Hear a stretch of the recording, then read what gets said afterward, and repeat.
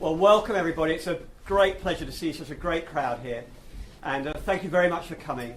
I'm going to introduce very quickly our very special guest, the Minister for Skills and Enterprise, Matthew Hancock. It really is a great pleasure to see him here this evening. I know he's very, very pressed for time, but it's absolutely perfect that he should be here for LawBite. LawBite's all about enabling access to skills so that SMEs can develop enterprises protected and knowing that they're safe and sound. So I can't think of a better fit, really. I noticed that a couple of years ago, Matthew wrote a book all about the origins of the financial crisis called Masters of Nothing. And in that book, he recommended that errant bankers should actually be sent to prison. So I'm very interested to hear what he has to say about lawyers who overcharge. So great welcome, please, for Matthew Hancock. Thank you very much. Well, thank you very much. Actually, that is now government policy, so that's one off the list. And it's a huge pleasure to be here. I think it's such an exciting project that LawBite are undertaking. This evening I embody the idea behind LawBite, because whilst politicians' speeches maybe 100 years ago or 200 years ago were 4 hours long and very complicated and full of ebbs and flows and details that you didn't need to know about, politicians' speeches have got shorter and shorter. And today I have precisely 6 minutes from arriving in the building to having to leave again to be able to get to the key vote in the House of Commons at 7 o'clock tonight. But even with that short time, I really wanted to make it to be here, because in many industries across the whole economy, disruption is happening at pace, and technology allows disruption to happen at pace. And some people say that lawyers are one of the most conservative of breeds. And LawBite is challenging the whole legal profession with short and cheap and accessible legal advice. And while I wouldn't want to commend legal advice from any one firm over any other, the fact that you help other insurgents and enable other insurgents by bringing down the cost of legal advice is a key enabler. It's the first time I've come across this type of service. It is a great example of how, when we optimists talk of technology and the internet as an enabling tool that can allow the prosperity of and well-being of people across the world to advance, it is amazing, isn't it, that you can even get that argument into fulfilling your legal obligations. So I'm thrilled to be here. More importantly, I'm really glad that this is happening, and I commend you on your work. I wish you every success, and I can see from those who are in the room that this is part of a movement that's got excitement and it's got support, and I've no doubt that it's exactly the sort of challenge that the legal profession needs and that we are benefiting from in so many different parts of our economy. So it's a great pleasure to be here, and very best of luck for the future. Thank you.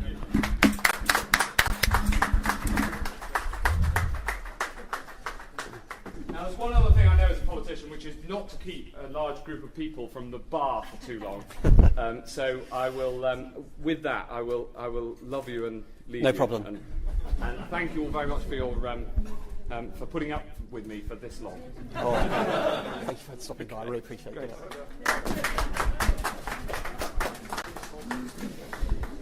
it. Well, thank you very much to Matthew Hancock. I know exactly what his timetable is for the rest of the evening. He's a very busy boy, so I really do appreciate him making the effort to stop off at our event. While I've got your attention, and before we tuck into some lovely canapes from Gather and Gather, and even more importantly, some lovely wine from Jules Wines, I just wanted to say a few words. And I wanted to talk, at the beginning at least, about some of the things that lawyers get wrong, because they are really responsible for why LawBite is here. So I wanted to start really by asking you a couple of questions. I want you to imagine you're sat in front of your lawyer, you're discussing some matter. I wonder if he's ever said to you, do you know, I think this is incredibly simple. Me neither. Lawyers have a bit of a reputation for overcomplicating things, for not keeping things simple. It reminds me of the old joke about how many lawyers it takes to change a light bulb. The answer, of course, is 6. 1 to change the light bulb, 1 to draft a legal definition of the light bulb, another to disagree with his interpretation, another to start an argument about who owns the light bulb, and then 2 others to litigate the outcome. Lawyers find it very easy to make things more complicated than they need to be. Another thing you might not have heard in your lawyer's office is, I think this is going to take less time than you thought. So lawyers have a reputation for over-egging it, for drawing things out, for driving you mad with how long it all takes. It reminds me of a very famous philosophical riddle about a man who drops £20 in the street. And in that street, walking along the street at the same time, are a drunk old man, Father Christmas, the Tooth Fairy, and a lawyer who gets things done very quickly. And the riddle asks, well, who would pick up the £20 note first? Would it be the drunk old man? Would it be Father Christmas? Would it be the Tooth Fairy? Or would it be the lawyer who gets things done quickly? And the answer, of course, is it would be the drunk old man, because the other 3 are, in fact, mythical creatures. So lawyers take too long. And, of course, the other thing that lawyers are well known for doing, sadly, is overcharging. And I was reminded of this recently when I was trawling through the press, and I noticed there was a bit of a competition going among the newspapers to tell us who was the oldest man in the world. And the Telegraph reported that the oldest man in the world was a herder from Bolivia who's 123 years old. And not to be outdone, the Independent then reported that the oldest man in the world is an Ethiopian farmer who is 160 years old. But I can confirm to everybody that the oldest man in the world is in fact a lawyer living in London who is currently 169 years old, based on adding up the total of the number of hours which he has billed his clients.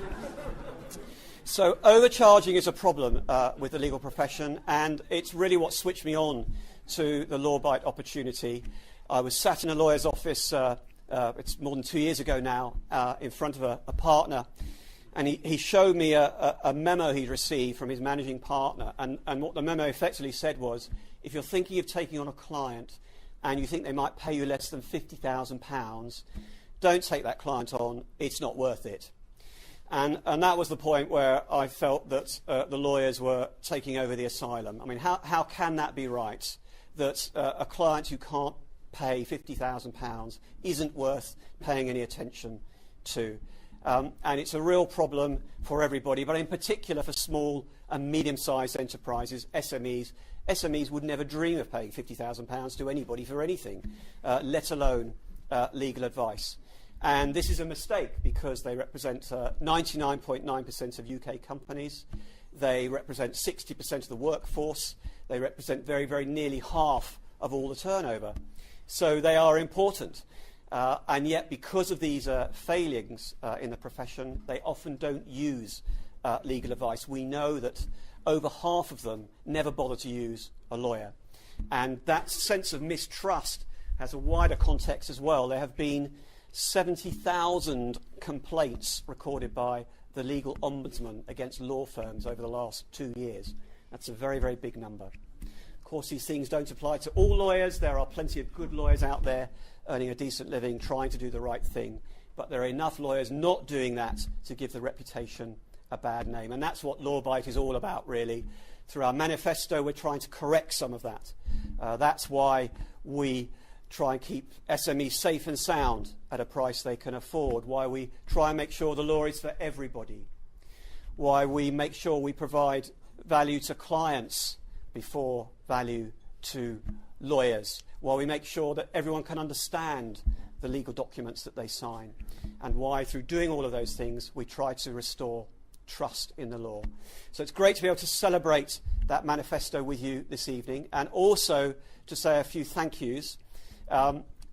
First of all, I wanted to thank all of our shareholders. A lot of them are here tonight. As you may know, we had a very successful fundraise on Crowdcube earlier in the summer. We raised a total of £450,000 in cash and kind. That puts us in the top 10 of biggest fundraisers ever in the UK on crowdsourced platforms, not just on Crowdcube, but on any of them, which is impressive in its own right. And we're grateful to everyone who invested in us. We had some investors who invested some thousands of pounds. We had some investors who invested £10 each. And all of our investors are precious to us, and we really thank you for supporting us and believing in us. Also wanted to thank Google Campus for hosting the event this evening. They actually moved another event in order to accommodate us here. I think that says everything it needs to about our credentials as a technology company. But I'm conscious we're playing away tonight.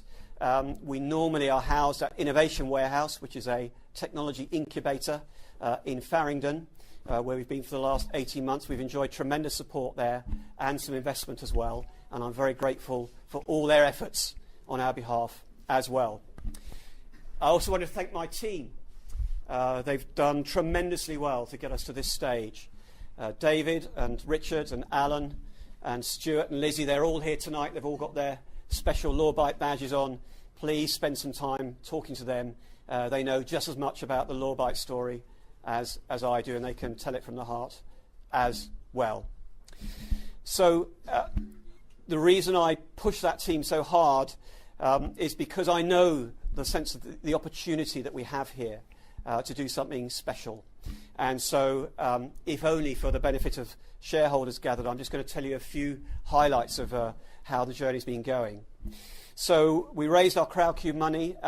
We spent the summer reconfiguring the website. You can see around you some of the photography from the website that threads through the whole offering now. We really wanted to give a picture to customers of small companies going about their business, and to make customers feel as though this is a business that's about them and for them.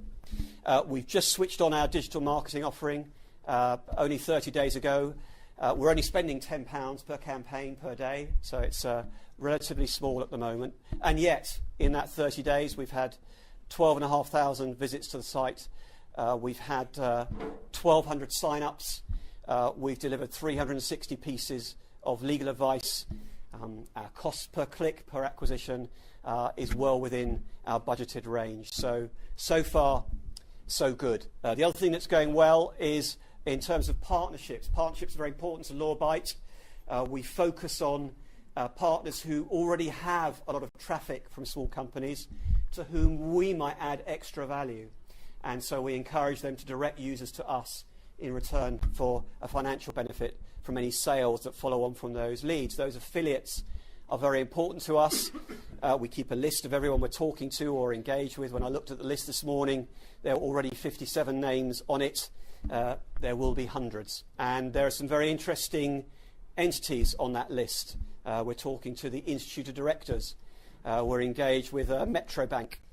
We're engaged with Cambridge Business School and the Technology Hub around Silicon Fen. We're engaged with Daniel Priestley's Entrevo. Daniel is a guru to many thousands of SMEs with his coaching programs and his book, Key Person of Influence. And the affiliates are not just trading partners, they are service partners, people engaged in accountancy, insurance, and other law firms as well. We will work with the right lawyers who think about law the right way. So we're engaged with CEDA, the Centre for Effective Dispute Resolution, who provide the leading mediation service in the world.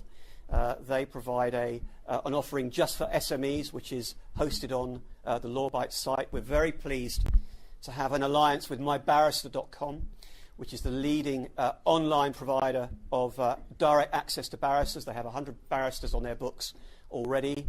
That combination between the leading online provider of legal services, that's LawBite, and the leading online provider of barristers, mybarrister.com, that combination is full of very, very interesting potential.